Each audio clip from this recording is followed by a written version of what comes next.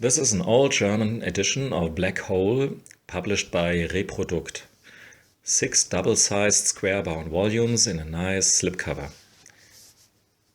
The original English publication consisted out of 12 issues. Most of you may have seen the last incarnation of Black Hole, which is a thick kinda omnibus trade of all 12 issues.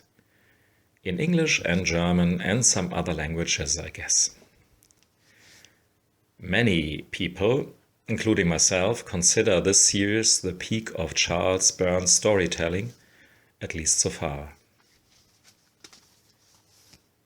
The basic premise was already laid out in his earlier short story Teen Plague. A sexually transmitted disease leads to bodily transformations of teenagers, while the ultimate reason for the sickness in the short story was a bunch of aliens.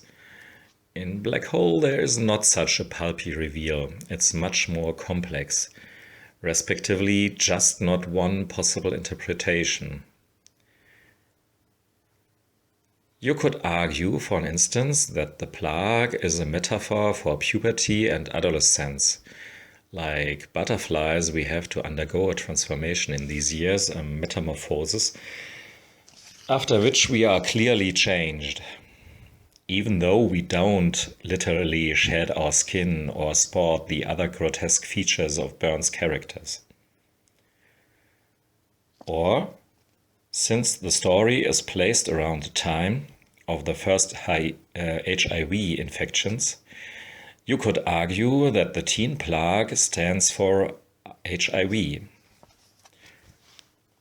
Or the teen plague is a mere abstraction for the loss of innocence and the end of childhood, respectively of the altered state of being in the know, which would explain the mysterious appeal the infected have for the not infected.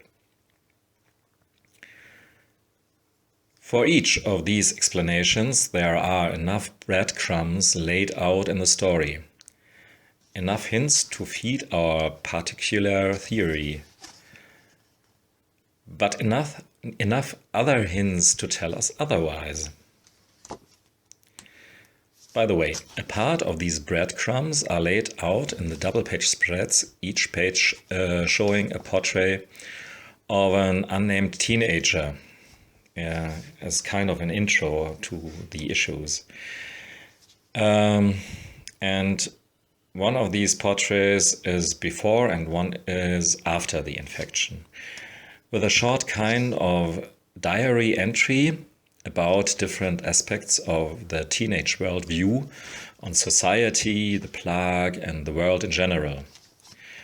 They're not included in the trade edition of Black Hole.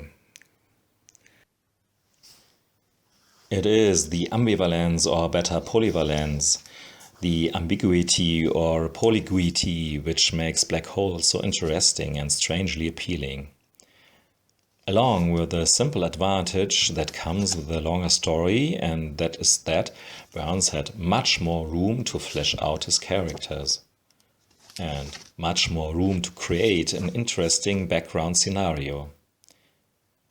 The infected kids with their stigma escape into a dark wood, abandoning society and spoiling the innocence of nature with their trash.